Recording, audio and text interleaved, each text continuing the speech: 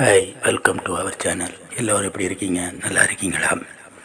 நம்ம இந்த வீடியோவில் ஒரு அழகான ஹாலில் இந்த இடத்துல இப்படி அமைச்சா எப்படி இருக்கும், அதுக்கு என்ன லைட்லாம் கொடுத்தா எப்படி பார்வையாக இருக்கும் அப்படிங்கிறத பற்றி, அந்த ஹாலுக்கு அதை எப்படி அழகுபடுத்தினா அழகாக இருக்கும் என்பதை பற்றி இந்த வீடியோவில் நம்ம பார்க்க போகிறோம்.